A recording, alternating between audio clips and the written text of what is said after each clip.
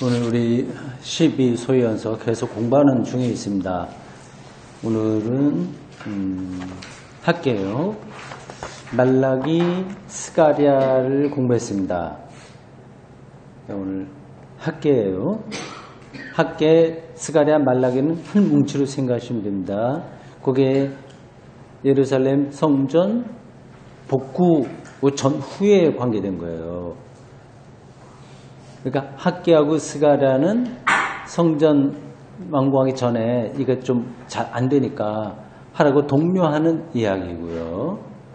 그리고 말라기는 이미 성전이 건축됐지만 근데 모든 문제들이 잘 되지는 않는 거예요. 근데 그 사람들은 성전만 건축하게 되면 정말 만사가 다 형통하리라고 생각을 했습니다. 그렇게 기대를 했어요. 이스라엘 왕조도 뭐 새로워지고 모든 사람들 먹고 살기도 좋아지고 그리고 신앙도 좋아지고 그렇게 생각을 했는데 그게 안 됐습니다. 그래서 왜 이러냐 하는 것을 이제 신앙적으로 잘 이끌어간 사람이 말라기예요. 그래서 말라기는 좀 후대 사람에 속하는데 예루살렘 성전 뒷부분 뒤입니다. 그래서 대략 기원 후 460년경이 이제 말라기예요. 460년. 그 성전 봉헌이 기원전 몇 년이죠? 515년입니다. 머릿속에 횟수를 많이 좀 넣어두세요. 우리가 그런 것들을 다 몰라도 성경을 읽고 은혜 받는다는 지적이 없지만 그 말씀을 정확하게 이해하는 데는 그런 횟수가 중요합니다. 515년에 예루살렘 성전이 다시 회복됐어요. 그게 무너진 게 기원전 587년입니다. 그러니까 상당히 오랫동안 폐허였어요. 그러니까 그런 것들을 보고 있었던 선지자들이 이 예루살렘 성전을 복구하는 걸 얼마나 중요하게 생각했으리라고 하는 것은 충분히 상상할 수 있습니다. 다시 한번 그 횟수를 우리가 좀 정리해 볼까요? 가장 중요한 것으로 예루살렘 함락이 기원전 587년이에요. 그때 바벨론에 의해서 이제 함락당했습니다. 바벨론에 의해서 침공을 여러 번 받았어요. 그래서 몇 번 끌려가기도 했습니다. 587년보다 10년 전에 597년에도 한 번 공격받고 많이 끌려갔습니다. 귀족들도 많이 끌려갔어요. 근데 왜 예루살렘 함락을 바벨론에 의한 함락을 597년이 아니라 587년이라고 하냐 하면 597년 때는 그때도 항복을 하긴 했지만 협정을 맺었어요. 우리가 항복한다. 그러니까 여기서 그만하고 우리가 조공도 마치고 뭐 그렇게 항복했습니다. 그래서 예루살렘 성전이 함락되지는 않았어요. 근데 587년에는 끝까지 싸웠습니다. 그러다가 이제 완전히 다 이제 초토화된 거죠. 예루살렘 성전은 완전히 박살이 났고요. 주민들은 많이 흩어졌고, 그리고 많이 사로잡혀 갔고, 물론 많이 죽고요. 그래서 587년이 됐습니다. 그 횟수가 중요해요. 기원전 587년. 그렇게 한 50년쯤 이렇게 지내다가, 50년쯤 지나다가, 이제, 바벨론이, 이제 힘을 잃고, 대신 페르시아라고 하는 나라가 힘을 갖게 됐습니다. 그 페르시아의 첫째 왕 이름하여 고레스라고 하는 사람이 고레스가 기원전 538년에 바벨론을 점령해요. 그리고 거기에 포로로 잡혀와서 한 50년 동안 있었던 이스라엘 민족의 사람들을 해방시키고요. 고국에 돌아가서 예루살렘 성전 저라 그렇게 칙령을 내립니다. 그게 기원전 538년이에요. 고레스라고 하는 왕이에요. 그게 이제 성경에는 고레스라고 나오지만 세계 역사에서는 키루스라고 합니다. 근데 발음들이 조금 달라요. 근데 우리 이제 성경도 일반 역사에서 말하는 이름을 따르면 좋겠는데 옛날식으로 해서 요즘 젊은 사람들의 성경 읽기가 좀 불편합니다. 지금 페르시아인 나라도 바사 이렇게 하잖아요. 바사 하면 현대 젊은이들이 뭐 알아먹겠어요? 안 되잖아요. 그리고 성경을 번역할 때 지명이나 인명 같은 거는 일반 사람들이 알고 있는 걸로 바꾸는 게 낫지 않을까 하는 생각이 드네요. 538년에 예루살렘으로 돌아옵니다. 와서 성전을 고레스의 칙령에 따라서 성전을 짓는데 그게 잘 진척이 안 돼요. 하다 말다 그래요. 그래서 이제 학개와 스가랴가 독려하죠. 그때가 520년입니다. 기원전 520년 요때요. 근데 그렇게 왜 진행이 되지 않냐? 그건 여러 가지 이유가 있겠죠. 근데 상상해 보십시오. 얼마든지 나오는 거예요. 그 바빌론에서 돌아온 사람들이 이 성전을 지을 만한 재정적인 능력이 있었겠어요? 없었겠어요? 없습니다. 그러니까 넉넉했으면 얼마든지 하죠. 그럼 거기 예루살렘에 살고 있었던 그 원래의 예루살렘에 있었던 그 사람들이 협조를 해야 되는데 협조도 좀 잘 안 되고요. 그리고 그 지역을 다스리던 페르시아의 그 핵심 그 관청이 사마리아에 있었는데 거기서도 이런저런 어려움들이 있었고 등등해서 지지부진하게 성전 공사가 진행이 되지 않았습니다. 그러던 찰나에 기원전 520년에 학개와 스가랴가 나타나서 이제 이 예루살렘에 지도자 두 사람을 더 탁 집어서 이 사람에게 하나님의 명령, 하나님의 뜻이니까 이거 해라. 그렇게 강하게 메시지를 선포했습니다. 이 두 사람에게 이야기했지만 사실은 예루살렘 전체 백성들에게 한 말하고 똑같죠. 혹시 아시겠어요? 이 대표자 두 사람? 한 사람은 정치인이고 한 사람은 종교인입니다. 거기 총독으로 지명을 받은, 그러니까 이 페르시아 왕으로부터 이제 가서 해라. 그렇게 해서 명령을 받은 다윗 왕조의 한 사람인 스룹바벨 맞습니다. 스룹바벨이에요. 그건 페르시아 왕이 총독으로 임명한 유대인입니다. 유대 왕족이에요. 이 사람 스룹바벨에게 얘기하고 또 한 사람은 대제사장 계급에 속한 사람으로서 그 역할을 한 여호수아입니다. 스룹바벨과 여호수아예요. 이 두 사람 이야기가 학개에도 나오고 스가랴에도 나오고 그렇게 합니다.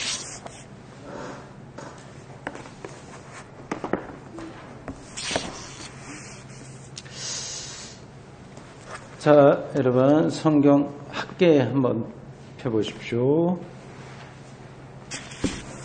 짧아요. 2장입니다. 아주 짧아요.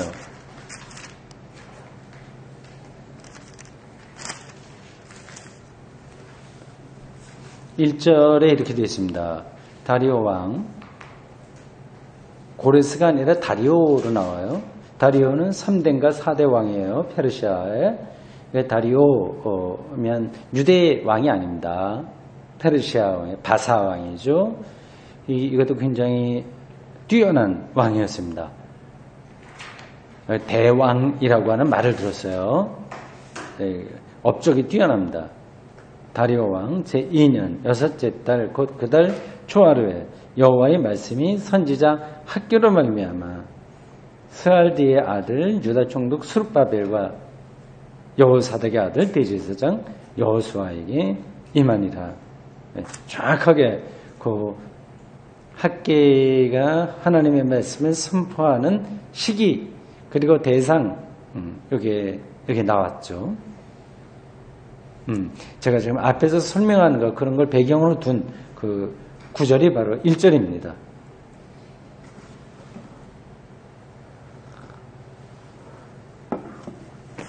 자, 본문을 우리가 들어가기 전에 여러분들 나누들의 문건 한번 잠깐 보실까요?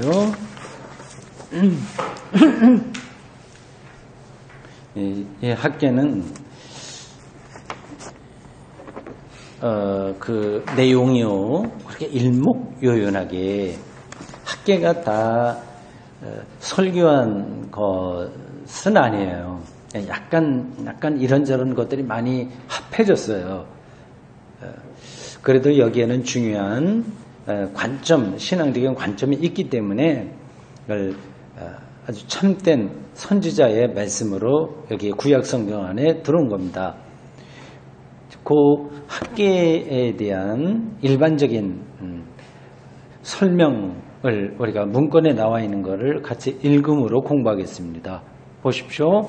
이거는 국제성서 주석 학계에 나온 겁니다.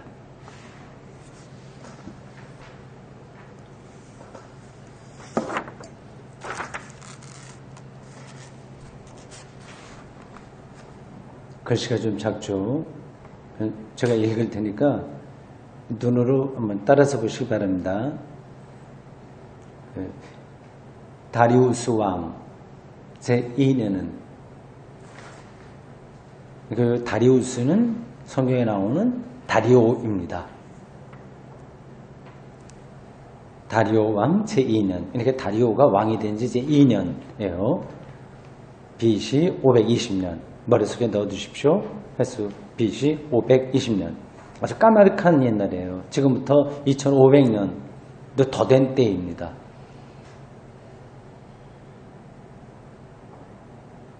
고레스가 예루살렘의 성전을 재건하도록, 고레스는 일대 왕이에요. 고레스가 예루살렘의 성전을 재건하도록 허가를 내리고 유다 총독 세스바살의 감독하에 성전 기물을 회송하도록 보내도록 허락한 지 거의 20년이 지난 후였다. 이렇게 돼 있어요. 그 이야기가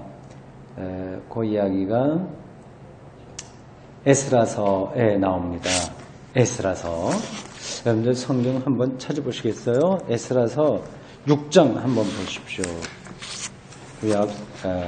중간쯤에 있습니다. 중간 앞부분에 나오네요.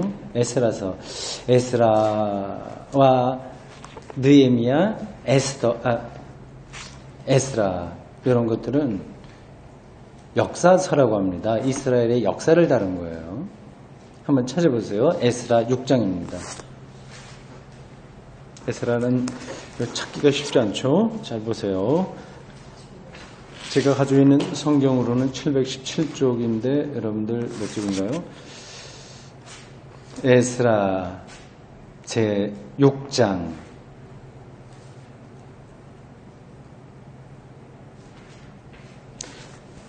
이스라엘 역사를 이렇게 정확하게 설명해 놨어요. 거기에 이제 학계, 스가랴, 말라기, 12소현서 이런데 이렇게 저렇게 부분적으로 연관된 내용입니다. 위에 다리오 왕이 조서를 내려, 여기도 다리오 왕이 나오죠. 학계에 나온 그 다리오 왕입니다. 그러니까 에스라와 이 학계가 이제 같은 시대라고 하는 걸 알 수 있죠. 다리오 왕이 조서를 내려 문서 창고 곧 바벨론의 보물을 쌓아둔 보물 전각에서 조사하게 하여 어떤 비밀 그 궁정에 있는 특별한 창고라고 할 수 있습니다. 지금으로 따지자면 청와대에 어떤 문건들을 문서 보관 자료실이 있지 않습니까? 지금 우리나라에도 그게 잘 좀 정비가 돼 있어요. 지금 이제 청와대 문건을 이게 파기하냐 마냐 그런 걸로 조금 논란이 있는데, 그게 이제 대통령 문건으로 딱 봉인이 되면 30년 안에 조사하지 못하도록 그렇게 법적으로 돼 있습니다. 그 비슷한 거예요. 옛날부터 그렇게 문서들을 그 국가가 있는 데에는 잘 이렇게 제도가 돼 있었습니다. 조사하게 하여 메데도 앙메다 궁성에서 한 두루마리를 찾았으니, 거기에 기록되어 했을 때 옛날 문서를 찾아봤다는 거예요. 고레스 왕, 다리오와 고레스가도 연결돼요. 고레스 다시 말씀드리지만 페르시아의 첫째 왕입니다. 바벨론의 보물 창고 그거는 이제 그 앞서 있었던 건데 그거를 이제 페르시아에서 압수해서 자기들 문서 창고로 사용하고 있었겠죠. 근데 그 창고 문서를 보관하는 뭐 창고라고 말하면 그렇죠. 아주 중요한 문건을 다루는 보물 창고죠. 고레스 왕 원년에 이게 고레스 왕 원년이면 기원전 538년 되죠. 고레스 왕 원년에 조서를 내려 이르기를 예루살렘에 있는 하나님의 성전에 대하여 이르노니 이 성전 곧 제사 드리는 처소를 건축하되 이제 자세하게 설명하고 있어요.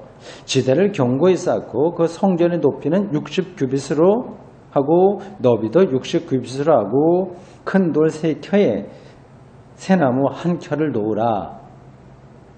그리고 경비는 다 왕실에서 내리라. 이 왕실은 어디겠어요? 당연히 페르시아 왕실이에요. 자기네들이 다 할 테니까 너희들은 가서 하기만 해. 성전을 다 그렇게 짓기만 해. 라고 하는 거죠. 그것만 아니라 5절에 보면 또 이렇습니다. 느부갓네살이 이건 이제 바빌론 왕이었죠. 이 예루살렘 성전을 파괴한 장본인입니다.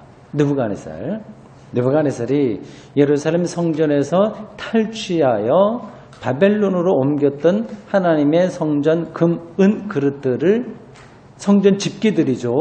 뭐 성찬 집기나 뭐 이런 것들을 가리키는 겁니다. 예를 들어서 그런 거예요. 그릇들을 돌려보내요. 예루살렘 성전에 가져다가 하나님의 성전 안 각기 제자리에 둘지니라 하였더라. 그 다음에 쭉 이제 성전 짓는 것에 대한 이야기가 나와요. 여기 7절에 보면 또 이렇습니다. 하나님의 성전 공사를 막지 말고 유다 총독과 장로들이 하나님의 이 성전을 제자리에 건축하게 하라. 이렇게 쭉 조서를 많이 내렸습니다. 고레스 왕이 왜 이런 조서를 내렸는지는 뭐 정확하게 모르겠어요. 이 사람이 유대교 신앙으로 개종했을까요? 그건 아니죠. 이러한 자기들의 속국이에요. 속국 식민지 나라 여러 민족들을 이렇게 헌심을 사둬야 이 제국이 페르시아 제국이 이제 안전하겠거니 이렇게 생각을 해서 이렇게 인심을 베푼 거죠. 이게 하나의 정치적인 미끼 혹은 뭐 당근이라고 할 수 있습니다. 하여튼 그런 것들이 정식으로 문서로 남아 있었던 거예요. 자, 다시 우리 문건으로 돌아가겠습니다. 학계에 대한 설명을 우리가 듣고 있습니다. 이러한 글들을 읽는 게 이제 학계를 공부하는 데서만이 아니라 다른 성경을 읽는데도 큰 도움이 돼요. 봅시다.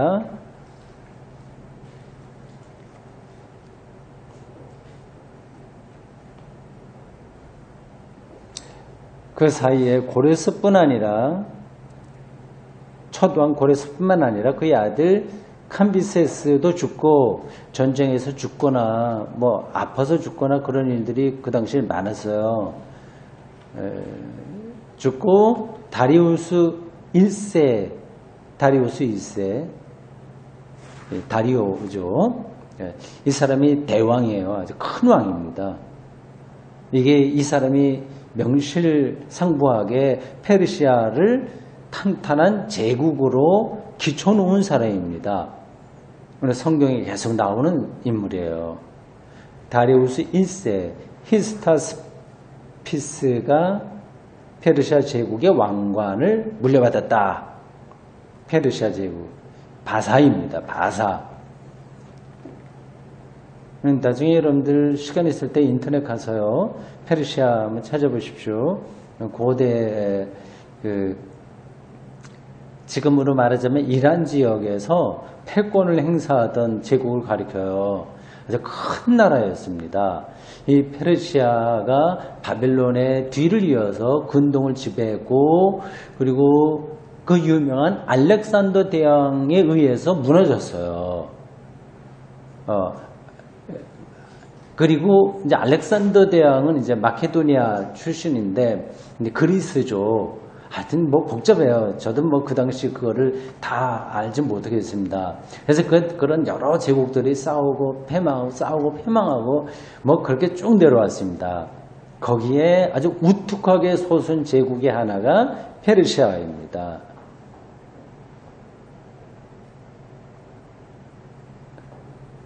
BC 526년 시리아와 팔레스틴이 최후로 페르시아 제국에 편입된 후 몇 년 동안, 뭐 시리아 지금도 있죠. 시리아 바벨론의 포로로 끌려갔던 유다인들이 처음으로 귀환하였는데, 자 그게요 BC 526년 시리아와 팔레스틴이 이렇게 편입된 후 몇 년 동안 뭐 등등등도 얘기했는데, 바벨론의 포로로 끌려갔던 유대인들이 처음으로 귀환하는 건 이거보다 훨씬 전인데 이게 왜 이렇게 되어 있는지 모르겠네요. 기원전 538년에 이미 명령이 내려서 왔거든요.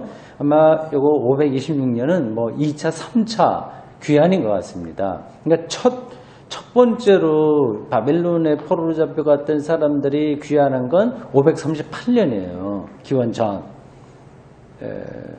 요거는 뭐 이 저자가 약간 착각을 한 건지, 아니면 번역에 약간 미스가 있는 건지, 아니면 2차, 3차 포로 귀환이라고 하는 걸 생략한 탓인지는 잘 모르겠습니다.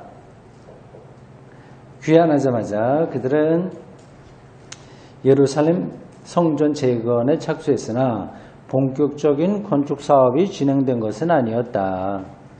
그렇죠. 뭐 그건 당연합니다. 뭐 우리나라도 해방된 다음에 모든 게 제자리로 금방 돌아가지 못했잖아요. 그렇습니다.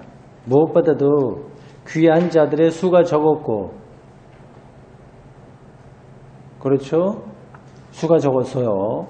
바벨론에 머물러서 한 50년 동안 혹은 그 이상 살았던 유대인들이 너희들 고향으로 가도 돼 했을 때 한꺼번에 다 돌아오지 않았고요. 2차, 3차에 걸쳐서 왔고요. 그래도 다 오지 않았어요. 이상하죠? 근데 이상할 거 없습니다. 이미 거기서 몇 대에 걸쳐서 살았기 때문에 생활의 근거지가 다 거기 있는데 그거를 때려치고 이 가난한 바벨론, 아니 예루살렘으로 오겠습니까? 아니거든요. 또 귀환한 지 얼마 되지 않아 어려운 상황에 부딪혀서 그랬는지, 혹은 흉작과 여러 경제적 공공으로 인해 필요한 재화를 사용할 수 없어서 그랬는지 모르겠지만, 어쨌든 내외적인 상황에서 특기할 만한 것은 성전이 여전히 폐허 상태로 남아 있었다고 하는 사실이다.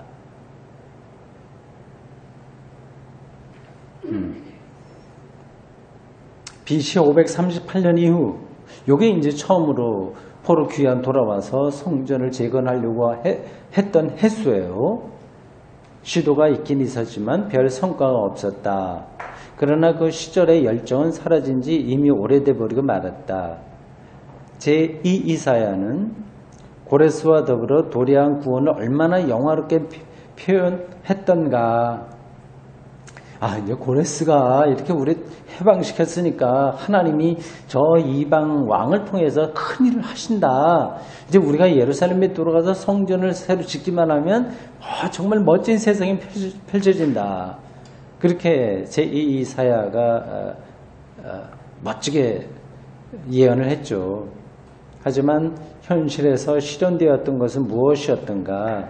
사람들은 물질적인 생계를 보장받기에 급급해지면서 먹고 살기 힘들었다고 하는 거예요.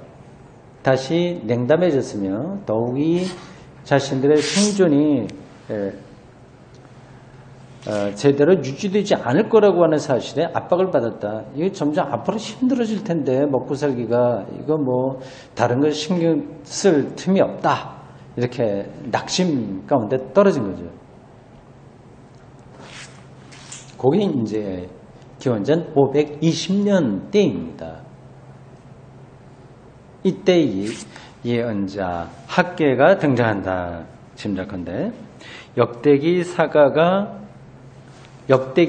하는 건요. 아까 말한 에스라 뭐 이런 사람들 얘기하는 그 에스라 또 역대기 사하 이런 걸 역대기 사라고 합니다. 그러니까 이스라엘의 역사를 이렇게 구체적으로 쓴 거예요. 역대기 사가가 황폐해진 옛 토대 위에 제단을 재건하는 일과 새 성전의 주춧돌 놓는 일을 예언자 등장보다 먼저 언급한 것은 옳을 것이다. 예언자들에 대한 이야기보다 뭐 성전 짓는 것은 우선 급하게 에스라 뭐 역대기 상하 기자들이 썼는데 그거는 어쩔 수 없다. 정말 급한 문제다고 하는 겁니다. 그러나 얼마 후 캄비세스가 죽자, 이거는 고레스 뒤에 왕이 된 사람이에요. 캄비세스가 죽자 수많은 폭동이 오랫동안 계속돼요. 페르시아가 완전히 내전 상태에 막 빠진 거예요. 페르시아 제국 존립 자체가 흔들릴 정도였고, 새로 왕이 된 다리우스 1세는 이게 정말 위대한 왕이에요. 아까 말씀드린 겁니다. 성경에 자주 나오는 왕이에요. 다리오 1세는 이러한 그 국내에서 벌어지는 여러 가지 거의 내전에 가까운 이 혼란한 상황, 이거를 수습하기 위해서 거의 반년 동안 거기에 시간을 보내야만 됐다. 그 당시 예루살렘에 속해 있던 사마리아 지방 당국은 보세요. 조금 까다롭죠. 다 이해가 되지 않아도 대충 보십시오. 사마리아 당국, 사마리아에 굉장히 강력한 정권이 있었습니다. 그게 이제 페르시아 정부 제국을 대표하는 거예요. 그래서 사마리아가 이 유대까지 다 지배를 했습니다. 근데 이상하죠. 사마리아보다도 그 유대, 예루살렘이 더 크지 않냐 생각하는데 그렇지 않습니다. 사마리아가 아주 막강한 지역이었어요. 그거는 북이스라엘의 수도가 거기 있었고, 우리가 생각하는 유대의 예루살렘보다 사마리아가 실질적으로는 여러 가지 면에서 강력한 지역이었다. 라고 생각을 하셔야 됩니다. 그래서 페르시아에서도 요 유대 지역이나 팔레스타인 지역을 다스리는 그 정권을 이 사마리아 지역에 놓은 거예요.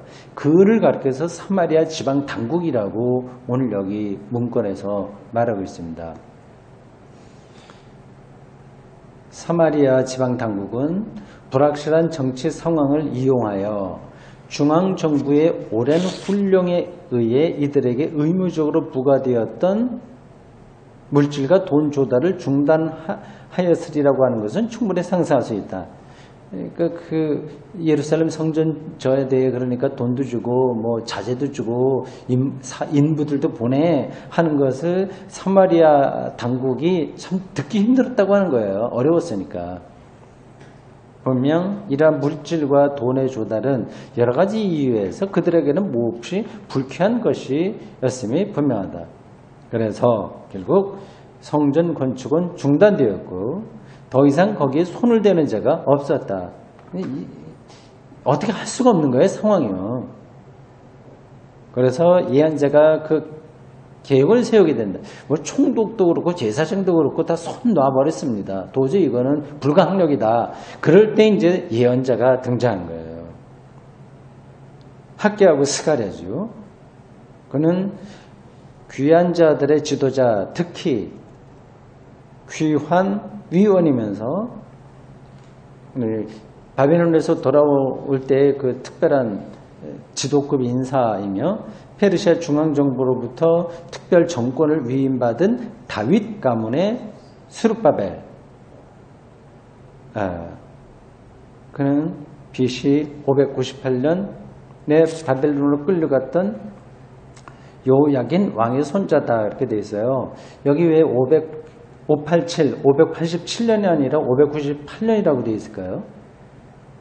요거는 이제 예루살렘 함락되기 10년 전에 이미 1차로 항복했던 사람들이에요. 항복하면서 왕자가 끌려갔습니다. 왕도 끌려갔어요. 여호와긴 왕의 손자예요. 이미 그때 오래전에 끌려간 거죠. 스룹바벨과 587년 느부갓네살에 의해서 처형된 스가랴의 손자인 대사제 여호수아에게 그렇습니다. 스룹바벨과 여호수아는 지금 요 당시에 그 예루살렘을 중심으로 한 유대의 대표자예요. 한 사람은 총독이고 한 사람은 제사장입니다. 근데 이 총독 이 사람은 1차로 바벨론의 포로로 잡혀갔던 그 여호와 야긴 왕의 손자고, 여호수아는 완전히 망했던 587년에 끌려갔던 제사장 계급의 후손 여호수아였습니다. 예, 후손이었습니다. 이 사람에게 사마리아 당국을 개의치 않고 성전 건축에 착수해야 한다는 것과 모든 경제적 공공에도 불구하고 그들이 비용을 치러야 한다는 것을 확신시키는 데 성공한다. 예, 학계가 스가랴도 마찬가지죠. 이 사람들이 이거 사마리아에서 이렇게 협조를 안 하고 있고, 그리고 우리 예루살렘과 유대 주민들이 좀 먹고 살기 힘들기도 하고 하지만 이게 중요하니까 조금 힘을 내자. 조금이 아니라 좀 큰 힘을 내자. 그렇게 설득을 해서 그게 성공합니다. 이때 두드러진 역할을 한 것은 역사적 상황에 대한 학계의 종말론적 해석이다. 어려운 표현이죠. 그 당시 그 역사를 잘 설명을 하면서 이 정말 자칫하면 이제 우리나라가 다시 망해버린다. 종말론적 해석이라고 했어요.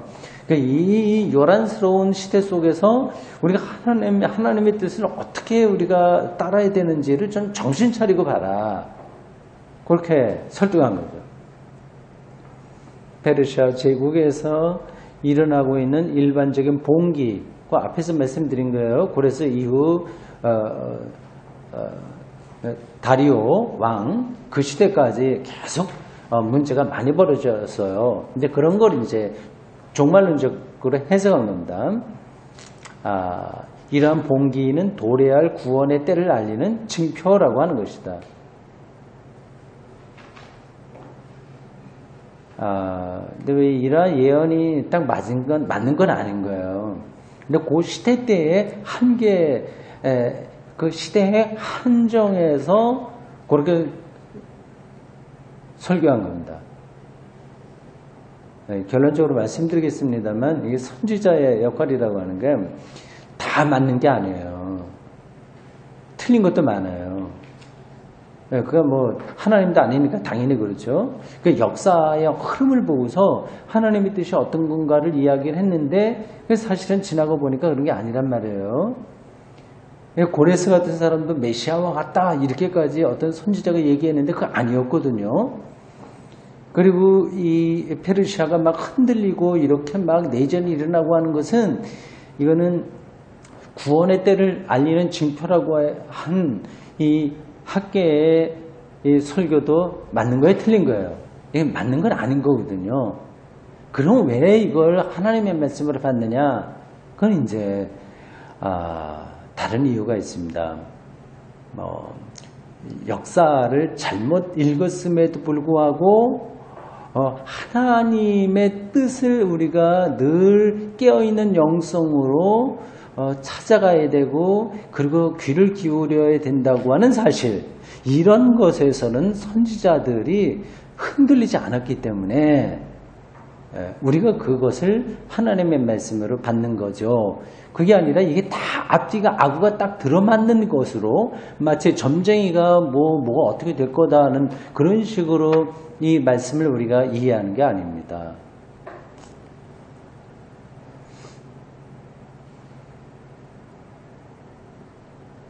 네, 보십시오.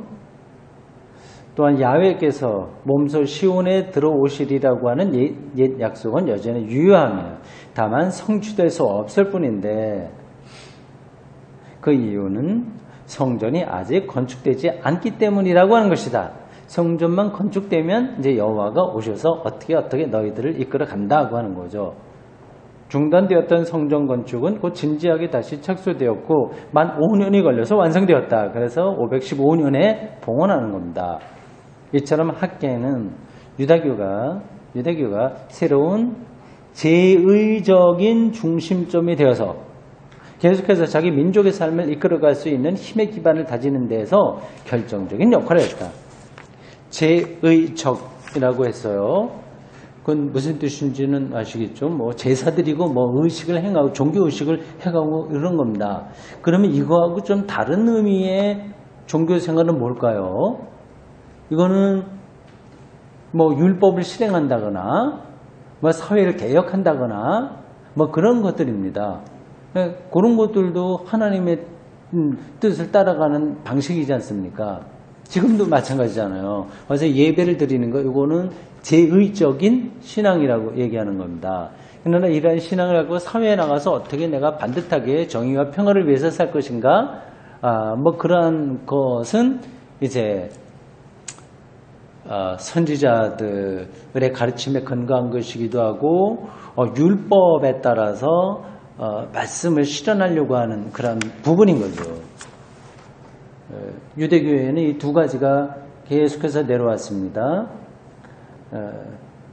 여기 이제 제의 중심적인 종교가 됐다고 하는 데에서 이 학계가 아주 큰 역할을 했다.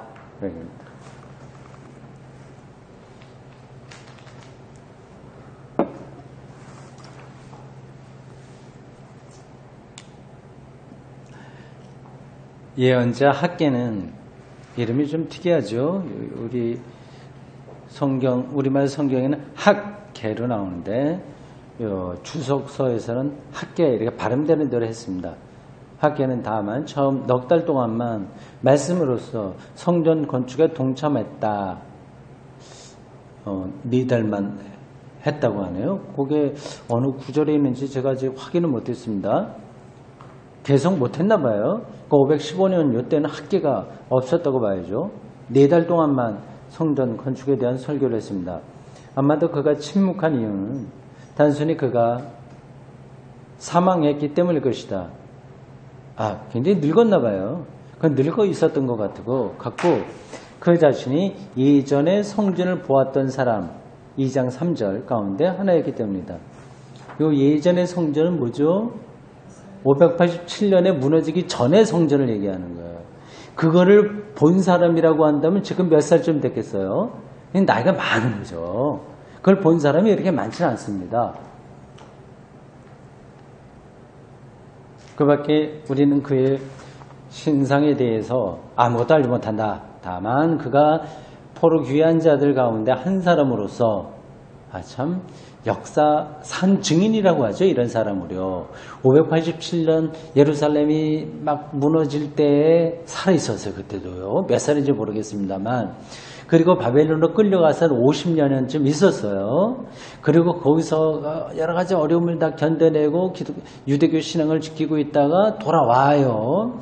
그리고 아주 뜨거운 열정과 희망이 부풀어서 538년부터 성전이 다시 건축되기를 오매 불만 기다렸지만 지지부진하게 진행이 되지 않고 여러 가지 상황이 나빠져요. 얼마나 마음이 이렇게 불편했을지 상상이 갑니다. 마지막 죽기 4달 전에 이제 520년에 이거 꼭 해야 된다고 유언처럼 이 학계가 설교하고 죽었습니다.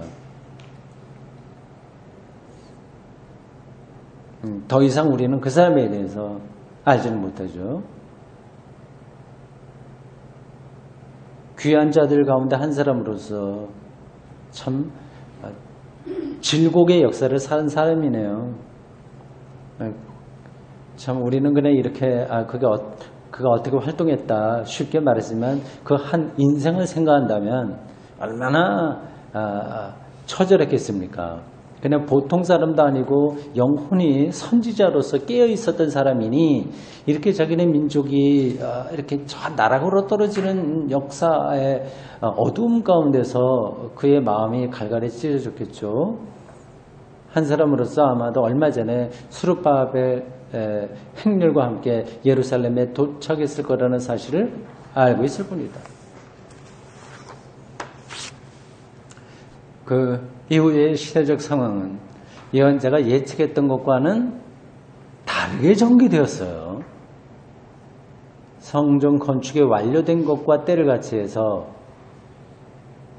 구원의 때가 시작되지도 않았고, 더구나 세계가 전복되어 스룹바벨이 메시아로 등장하지도 않았습니다.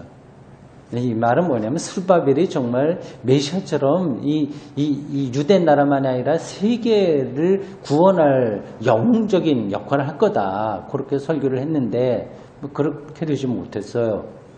또한 성전이 이방 민족들의 보화로 세워지지도 않았으며, 이런 이야기가 학계에 나옵니다. 우리가 여러분들 읽어보시면요, 성전을 짓기만 하면 세계 보화들이 다 온다, 그렇게 설교했거든요. 그렇게 되지도 않았어요. 유다인들의 경제적 공공이 나아지지도 않았다. 이런 모든 상황을 감안해 볼 때 학계는 모든 걸 다 아는 사람이 아니라 그 시대가 낳은 인물에 불과하다는 것을 알 수 있다. 그 시대에 하나님의 영감을 받아서 그때 필요한 말씀을 전하는 거예요. 미래에 대해서는 그가 다 알 수 없었죠. 그럼에도 불구하고 그는 모든 시대를 향해서 무언가를 들려줄 수 있는 사람이므로 그를 예언자 대열에 끼는 것은 당연하다. 그는 예언을 통해서 백성들에게 이제 이게 핵심인 거죠. 학계를 읽을 때 이게 핵심이에요. 그 사람의 예언이 달성됐냐 안 됐냐 하는 것은 결정적으로 중요하지 않습니다. 학계만이 아니라 뭐 다른 사람들 예언자들의 예언도 성취된 게 별로 없어요. 중요한 건 하나님에 대한 경외심을 다시 불러일으키는 것. 그들에게 약속에 대한 자신의 믿음과 종말론적 대망의 힘을 확신시키고, 그들에게 약속에 대한 그거를 힘을 확신시키고, 학계 앞부분에 나와 있듯이 첫 번째 말에 나타나 있는 것처럼 공동체 정결을 추구한다. 이런 점에서 우리는 학계를 하나님의 말씀을 선포한 선지자로 인정하는 거죠. 그는 또한 사마리아인들의 반대하는 입장을 취함으로써 포로 후기 공동체의 종교 정치적 발전에 결정적인 영향을 미쳤다. 요거는요, 사마리아 사람들하고 유대 사람들하고 사이가 역사적으로 좋지 않았던 건 아실 거예요. 예수님 당시에도 그러한 지방 색깔이 있었고요. 그건 사마리아는 북이스라엘의 중심이고요. 예루살렘은 남유다의 중심이니까 뭐 그렇게 배척할 수밖에 없습니다. 만약에 지금 통일이 된다고 하더라도 북한하고 남한 사람들이 금방 조화가 되겠습니까? 안 되거든요. 이상하게 볼 수밖에 없어요. 이 학계가 그 사마리아 사람들의 힘도 좀 빌려서 성전을 짓는 게 낫냐 아니냐라고 이렇게 여론이 분분할 때 딱 결정합니다. 힘 빌리지 마라. 그들은 이방 민족들하고 너무 섞여져 버려서 하나님에 대한 신앙도 정확하지 않고 혈통적으로 옳지 않다, 이렇게 해서 좀 제껴 놓습니다. 근데 그런 게 이제 유대주의의 그 방향을 잡는데 중요한 역할을 한 거죠. 그런 점에서 학계는 유대 역사에서 중요한 역할을 한 겁니다. 마지막 단락이에요. 말씀 외에도 산문체로 된 두 개의 단편이 들어있는 학계에서의 현재 형태는, 이거는요, 말씀은 이제 설교를 가리키는 거예요. 직접 학계가 하나님께서 이렇게 했는데 너희들 왜 이러냐, 이런 식으로 설교한 거예요. 그런데 여기에는 그런 것만이 아니라 산문체로 됐습니다. 뭐 학계가 무슨 얘기를 했는데 뭐 어떻게 됐고 이렇게 설명하는 거. 그건 문장이 다른 거죠. 복음서에도 예수님의 직접 설교가 있는 반면에 그냥 산문체로 설명하는 게 있는 것처럼 그렇습니다. 근데 그렇게 이렇게 서로 다른 문장들이 있는 현재 학계의 이 상황, 학계의 이 문서, 학계라고 하는 이 문서, 이 형태는 예언자 자신의 것으로 볼 수 없다. 또한 단순히 관례적으로 있는 난외 각주를 뺀다고 해서 이건 번역이 조금 매끄럽지 않은데요. 하여튼 필요 없는 것들을 다 제한다고 하더라도 이게 예언자의 것으로 완전히 학계의 것이다 이렇게 말하기 힘들다고 하는 겁니다. 현재 이 학계라고 하는 이 성경은 어떤 신빙성 있는 자료를 근거로 하였다는 것은 의심할 여지가 없다 하더라도 그러니까 유대의 여러 가지 근거가 있는 데서 나온 것은 분명하지만 믿을만하지만 연대기적인 순서에 따라서 제3자의 손에 의해서 편성된 것이다, 뭐 편집된 것이다 이렇게 하는 게 낫겠네요. 편성보다 편집입니다. 그러니까 이런저런 여러 가지 학계와 관계가 될 만한 그러한 그 글들을 그 역사적인 순서에 따라서 어떤 사람이 제3자라고 그랬어요. 어떤 사람이 편집해서 이 학계를 완성했다. 그 얘기죠. 그 출처는 자서전적 보도였던 것 같지는 않고 자서전적 자기가 막 이렇게 자기에 대해서 쓰는 거 이런 거는 아니고 그러니까 학계가 자기에 대해서 막 쓴 거 그건 아니고 유다 공동체의 초기 역사 아마도 다름 아닌 성전 건축의 초기 역사에 대한 묘사였던 것 같다.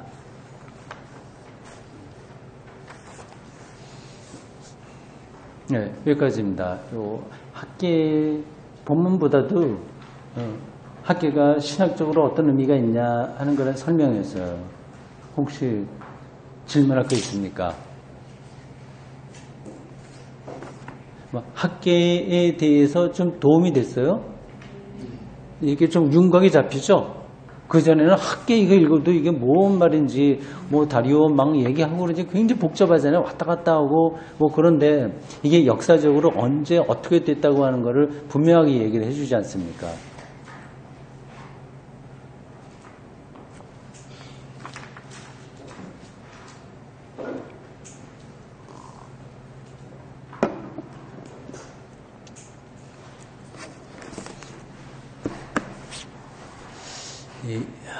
이게 성경이 제가 누누이 말씀드립니다만은 하늘에서 뚝 떨어진 게 아니라 아주 구체적인 역사 안에서 나온 문헌이에요. 목사가 그래서 이걸 갖고 설교하기가 상당히 쉽지 않습니다. 쉽지 않다고 하는 뜻은 이제 그냥 설교를 할 수 있긴 있는데 회중들은 이 역사적 배경에 대해서 전혀 이해가 없단 말이에요. 그런 상태에서 이 학계가 처한 아주 고유한 어떤 역사적 상황, 그리고 삶의 자리 이런 것들을 다 염두에 두고 설교를 한다고 하는 게 참 어려운 작업이죠. 그래서 설교 시간에 뭐 신학 강의하듯이 뭐 이런 거를 우리가 같이 읽은 이 본문 이런 것을 할 수 있는 건 아닌 거예요. 이걸 아주 축약적으로 전하면서 그 시대의 배경을 약간 이제 회중들이 느끼게 하면서 이 학계의 이 본문이 가지고 있는 그 당시의 요청이 뭐였고 그것이 오늘 이 시대에는 어떤 의미인가를 목사가 이제 설교를 해야 되는 거죠. 이 작업이 그러니까 쉽지가 않습니다.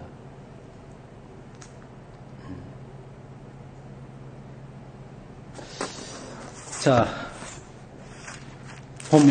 벌써 시간 되는 데까지 좀 봅시다.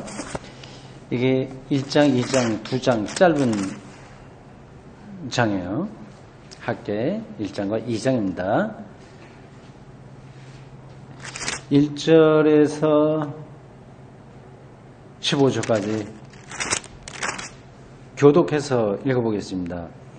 다리오 왕 제2는 여섯째 달 곧 그 달 초하루에 여호와의 말씀이 선지자 학개로 말미암아 스알디엘의 아들 유다 총독 스룹바벨과 여호사닥의 아들 대제사장 여호수아에게 임하니라 이르시되 그렇지 말하여 이르노라. 이 백성이 말하기를 여호와의 전을 건축할 시기가 이르지 아니하였다. 여호와의 말씀이 선지자 학개에게 임하여 이르시되 이 성전이 황폐하였거늘 너희가 이때에 황백한 집에 거주하는 것이 옳으냐. 그러므로 이제 만군의 여호와가 이같이 말하노라. 너희는 너희의 행위를 살필지니라. 너희가 많이 술일지라도 수확이 적으면 먹을지라도 배부르지 못하며 마실지라도 흡족하지 못하며 입어도 따뜻하지 못하며 일꾼이 삭슬 받아도 그것을 구멍 뚫어진 전태에 넣음이 되느니라. 만군의 여호와가 말하노라. 너희는 자기의 행위를 살필지니라. 너희는 산에 올라가서 나무를 가져다가 성전을 건축하라. 그리하면 내가 그것으로 말미암아 기뻐하고 또 영광을 거두리라. 여호와가 말하였느니라. 너희가 많은 것을 받았으나 도리어 적었고 너희가 그것을 집으로 가져갔으나 내가 불어버렸느니라. 나 만군의 여호와가 말하노라. 이것이 무슨 까닭이냐. 내 집은 황폐하였을 때 너희는 각각 자기의 집을 짓기 위하여 빨랐음이라. 그러므로 너희로 말미암아 하늘은 기술을 거쳤고 땅은 산물을 거쳤으며 내가 이 땅과 산과 곡식과 새 포도주와 기름과 땅의 모든 소산과 사람과 가축과 손으로 수고하는 모든 일에 한재를 들게 하였느니라. 스알디엘의 아들 스룹바벨과 여호사닥의 아들 대제사장 여호수아와 남은 모든 백성이 그들의 하나님 여호와의 목소리와 선지자 학개의 말을 들었으니 이는 그들의 하나님 여호와께서 그를 보내셨습니다. 백성이 다 여호와를 경외하며 그때 여호와의 사자 학개가 여호와의 위임을 받아 백성에게 말해 이르되 여호와가 말하노니 내가 너희와 함께 하노라 하니라. 여호와께서 스알디엘의 아들 유다 총독 스룹바벨의 마음과 여호사닥의 아들 대제사장 여호수아의 마음과 나는 모든 백성의 마음을 감동시키시며 그들이 와서 만군의 여호와 그들의 하나님의 전 공사를 하였으니 그때는 다리오 왕 제2는 여섯째 달 24일이었더라. 아멘. 글쓰기 방식이 독특하죠. 여기 사람 이름이 반복됩니다. 스룹바벨과 여호수아예요. 이게 아마 이런 방식으로 글을 쓰는 거일 수도 있고 이렇게 저렇게 흩어져 있는 문장들을 다 편집해서 모아서 쓰다 보니 이렇게 될 수도 있습니다. 앞에서 말씀드린 대로 여기에는 학계에 직접 설교도 있고 뭐 예언이라고 해도 좋아요. 그것도 있고 그 당시 상황에 대한 설명, 산문체의 설명도 있습니다. 보십시오. 2절 이런 데 보면 이건 설교예요. 이게 학기가 막 설교한 거죠. 6절 같은 데도 너희가 많이 뿌릴지라도 수확이 적으면 이게 다 설교입니다. 직접 한 거예요. 근데 뭐 13절 이런 데 보면 이렇습니다. 그때 여호와의 사자 학기가 뭐 위임을 받아 했다 뭐 이런 것들은 산문체 문장입니다. 2절 보십시오. 이게 학개와 스가랴가 독려한 성전 건축에 대한 이야기입니다. 성전 건축할 때가 왔는데 이미 지났는데 근데 이 학개가 보기에 백성들은 아직 때가 아니다 그래 생각하는 거죠. 객관적으로 보면 아직 때가 아니었을 겁니다. 여러 가지 상황이 어려웠죠. 근데 학계의 생각은 다릅니다. 4절 보십시오. 성전이 황폐했어요. 황폐했다고 하는 건 아직 건축 하자마자 그만뒀기 때문에 거의 아무 모양도 없을 겁니다. 기초나 놓았을까요? 그런데 너희가 이때 판벽한 집에 거주하는 것이 옳으냐? 조금 양심에 찔리는 얘기예요. 판벽이라고 하는 것은 이제 좋은 집을 얘기합니다. 방이 여러 개 있고요. 이렇게 칸막이도 하면서 멋진 집에 사는 거예요. 그 당시 사람들은 다 가난하게 살았지만 여기에 해당하는 사람들은 그 지역의 지주들이에요. 어느 지역이라도 아무리 가난한 나라라고 하더라도 부자들은 좀 믿기 마련이거든요. 그러니까 여기 예루살렘에서 아주 지주로서 넉넉하게 사는 사람들이 있는데 하나님의 집이 있는데 황폐해 있는데 너희들은 그렇게 멋진 집에서 떵떵거리고 살고 있냐. 하여튼 그럽니다. 요즘에도 가끔 건축에 대한 집회할 때 그런 식으로 얘기하죠. 비슷하게 학계도 얘기하는 겁니다. 그리고 6절 이하에 보면 흉작이 드는 원인을 가리켜서 성전을 너희들이 등한히 했기 때문, 지는 거 등한히 했기 때문이다. 이렇게 표현해요. 굉장히 노골적으로 표현합니다. 이게 이제 아주 어떤 카리스마가 있는 선지자가 하게 되면 마음이 많이 찔리게 되는 거죠.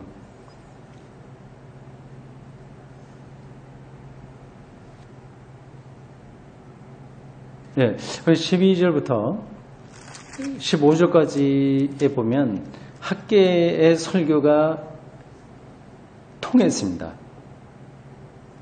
설득력을 얻은 거예요. 14절 보십시오. 이렇게 나옵니다. 여호와께서 스알디엘아들 두두두두 이렇게 내려가세요. 그들의 마음과 남은 모든 백성들의 마음을 감동시키시며 그들이 와서 만군의 여호와 그들의 하나님의 전 공사를 했다. 예, 이건 능력이죠. 학계의 선지자 학계의 능력이죠. 누구나 말을 한다고 해서 이게 다 사람들에게 이렇게 전달되지는 않거든요. 학계에게는 그러한 사람들을 감동시킬 만한 그 능력이 있었던 것 같습니다. 일단 나이도 많이 들었고요. 그리고 모든 역사도 다 자기가 실제로 경험했었고요. 그리고 진정성도 있었을 거예요. 그게 어떤 그 전달에 있어서 설교도 마찬가지예요. 그게 그냥 말로만 떠드는 거하고 그 영혼을 담아서 말하는 거하고는 차이가 있지 않습니까? 이 학계에는 그런 점에서는 아주 뛰어난 설교자였다고 할 수 있습니다.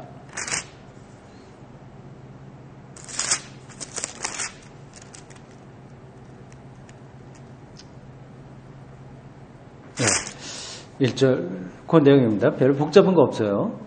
네, 2장입니다. 1절부터 23절까지 있네요. 오늘 2장까지밖에 없으니까 같이 읽는 것도 좋을 것 같습니다. 1절부터 23절까지 우리가 그 학계가 어떤 사람이었나 그리고 상황이 어땠나 하는 것들을 머리에 정리하면서 이것도 교독해서 읽겠습니다. 23절은 다 같이 읽겠어요. 일곱째 달 곧 그 달 21일에 여호와의 말씀이 선지자 학계에게 임하니라 이르시되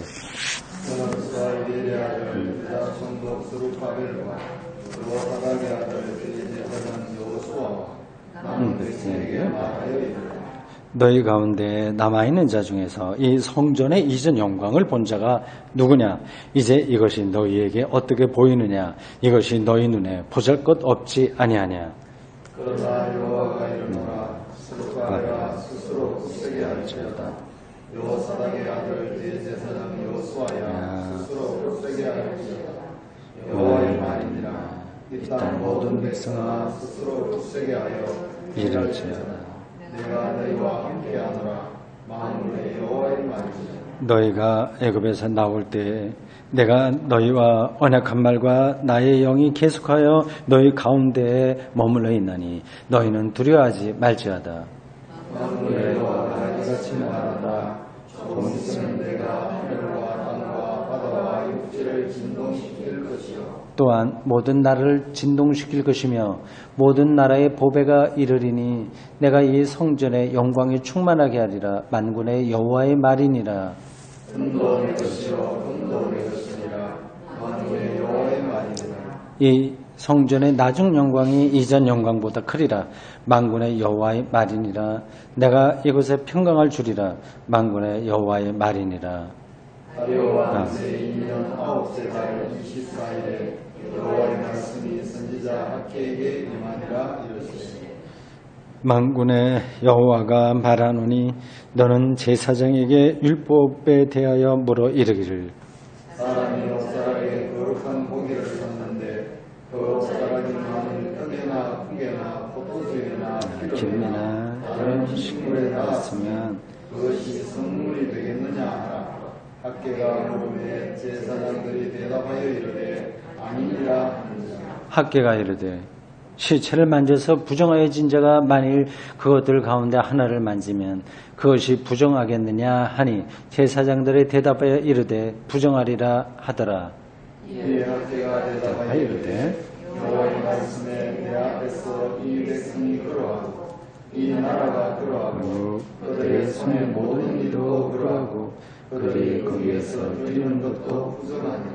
이제 원하건대 너희는 오늘부터 이전 곧 여호와의 전에 돌 위에 놓이지 아니하였던 때를 기억하라.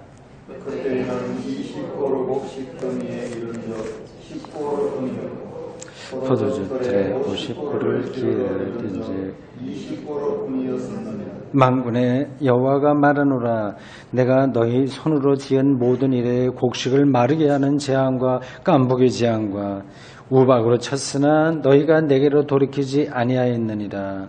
너희는 오늘 이전을 기억하라. 아홉째 달 24일 곧 여호와의 성전 지배를 샀던 날부터 기억하여라. 곡식 종자가 아직도 창고에 있느냐?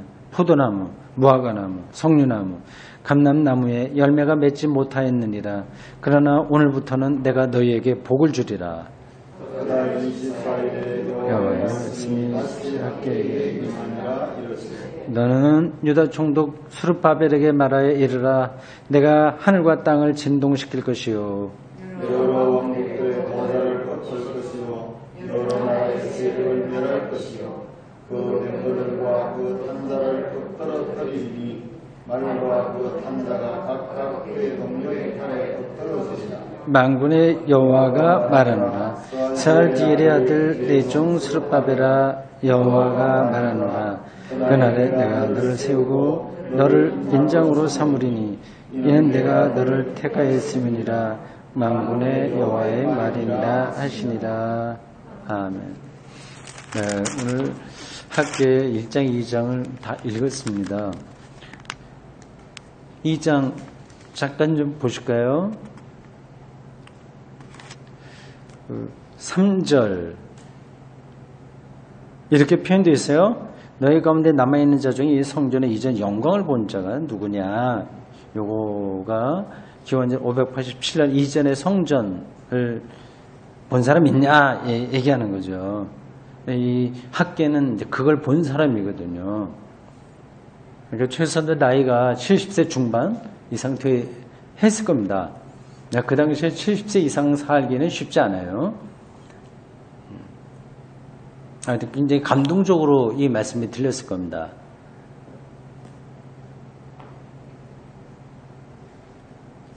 그 다음 6절과 7절 보면 진동시킬 것이다 이런 표현들이 두 번 반복해서 나옵니다. 6절 보세요. 만군의 여호와가 이같이 말하노라. 조금 있으면 내가 하늘과 땅과 바다와 육지를 진동시킬 것이요. 이렇게 되어 있습니다. 7절도 비슷한 내용이에요. 여호와가 이같이 말한다. 이걸 누가 들은 건 아니에요.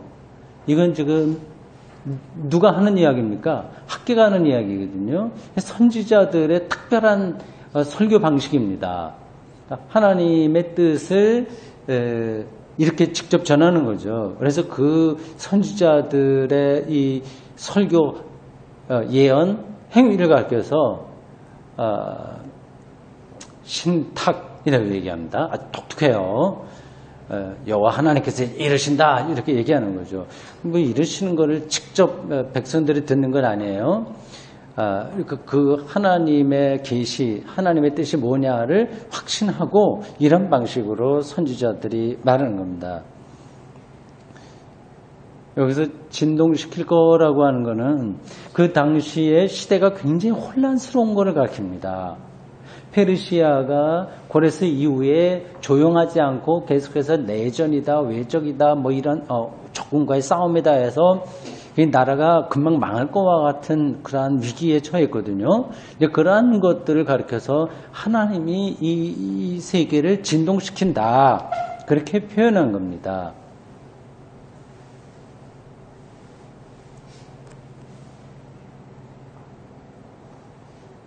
예, 그게 21절과 22절에도 또다시 나와요. 보십시오, 한번. 21절과 22절이요. 진동시킨다. 그 당시에 사람들이 얼마나 불안했을지 상상이 갑니다. 이러다가 다시 우리가 기원전 587년에 완전히 망한 것처럼 또 그런 일을 당하는 거 아닌가 하는 거죠. 그런 게 일종의 트라우마죠. 트라우마라고 하죠. 큰 충격에 받아서 다음에는 조금 비슷한 조짐만 있어도 뭐 공황에 빠지는 그러한 상황을 가리켜서 트라우마라고 심리적으로 이야기를 합니다. 이렇게 이 아주 나이 늙은 이 학계가 백발이 성성하고 뭐 70세 중반 이후가 뭐 80세 이상 됐을지도 몰라요. 이 설교하고 한 4달 만에 죽었다고 하니까 굉장히 늙었습니다. 앞에서 말씀드린 것처럼 유언하듯이 그 원로급 때는 최고 영적으로 존경을 받는 사람이 그런 이야기를 하니 이 스룹바벨, 여수와 이 사람들은 물론이고 거기 예루살렘에 있는 모든 백성들이 다 감동을 받는 거죠. 여기 2장 중에서 가장 유명한 구절이 어떤 건지 아세요?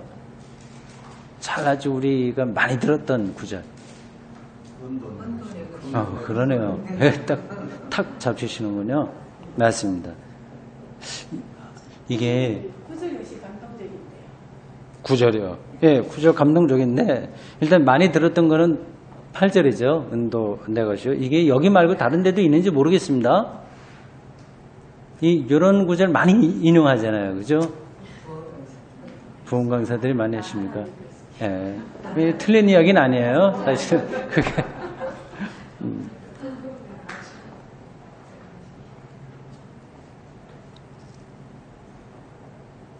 예, 그렇습니다. 12절 보십시오. 그 이야기는 하나의 비유예요. 비유가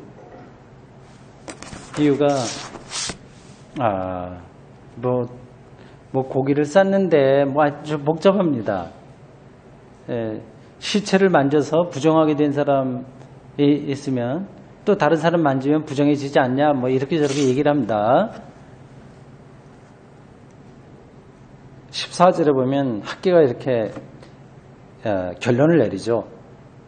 여호와의 말씀이 이렇다. 내 앞에서 이 백성이 그러하고 그 나라가 그러하고 그들의 손에 모든 일도 그러하고 그들의 거기서 드리는 것도 부정하니라. 그 나라 부정한 나라가 어디를 뜻하는지 아시겠죠? 예, 사마리아를 가리키는 겁니다. 사마리아하고 협조해서 해야 되냐 말아야 되냐 이럴 때 부정하다 그쪽은. 그러니까 같이 하면 안 된다. 그걸 그렇게 비유적으로 설명합니다. 15절 보십시오. 너희는 오늘부터 이전 여호와의 전이 도리도리 놓이지 아니했던 때를 기억하라. 그 587년 기억하라는 거예요. 587년. 네. 여기 기억이라고 하는 단어가 반복돼서 나오고 있습니다. 신앙의 핵심은 이 기억이라고도 할 수 있어요. 18절도 보십시오. 너희는 오늘 이전을 기억하라. 이전에 어떤 일이 있었는지 기억하라고 말하고 있어요. 이러한 학계의 가르침은 구약 전체 신앙의 맥을 같이 하는 겁니다. 이 구약 전체 신앙의 핵심의 가장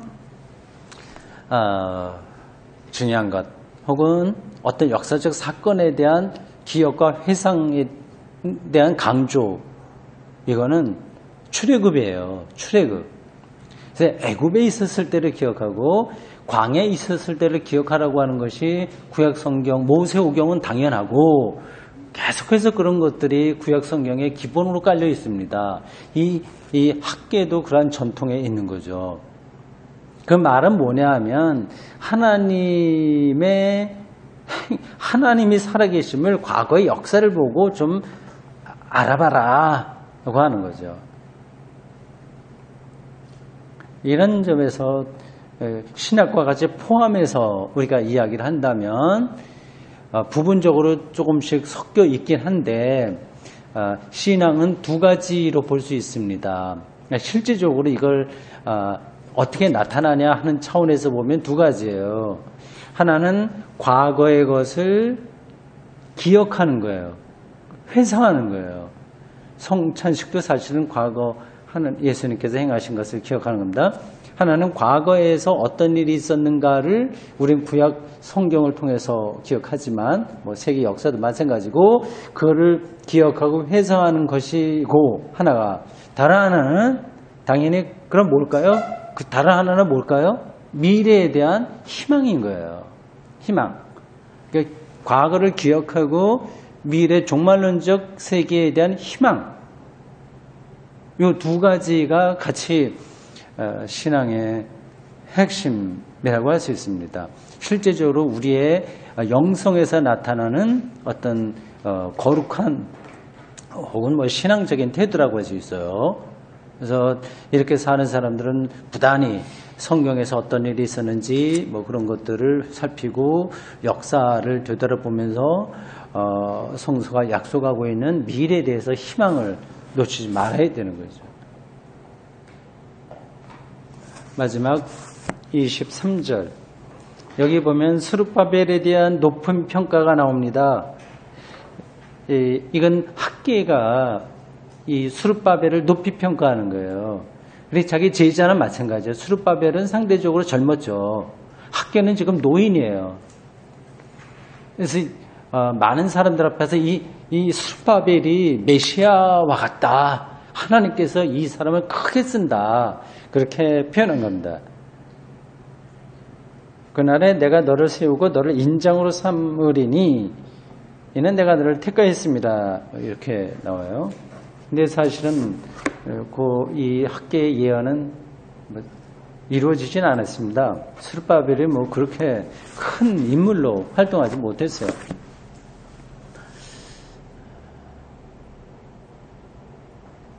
네, 공부 다 했습니다. 학계의 결론을 내려야 되겠네요. 앞에서 이미 한번 짚은 겁니다. 선지자 학계를 우리가 읽으면서 생각해야 될 결론 두 가지입니다.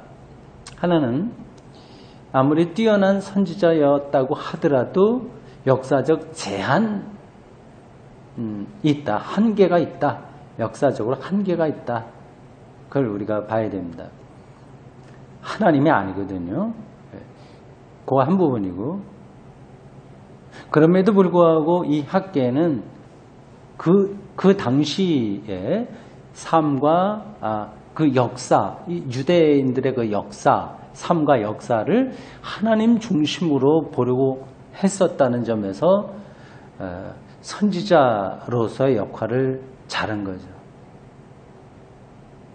이런 점에서 오늘 우리도 마찬가지예요. 우리가 뭐를 다 알겠습니까? 저도 목사로서도 마찬가지고요. 제한적이에요. 이런저런 여러 가지 면에서 그런 우리 개인도 그렇고 다 그런데 그럼에도 불구하고 우리가 우리의 삶과 우리의 운명을 하나님 중심으로 꾸준히 붙들고 가냐 안 가냐 이게 중요한 겁니다. 기도하겠습니다. 주님, 오늘 이렇게 온 천지가 꽃으로 서서히 기지개를 펴는 이 절기에 수요일 오후 이 지하에 모여서 학계를 같이 공부했습니다. 2500년도 훨씬 전 예루살렘에서 멸망을 실제로 눈으로 보았고 바벨론에 가서 50여 년 포로 생활하고 다시 돌아와서 나라의 회복을 위해서 부단히 노력하다가 이제 마지막 인생 순간에 예루살렘 백성들 향해서 간절하게 하나님의 말씀을 전했던 학개에 대한 말씀을 공부했습니다.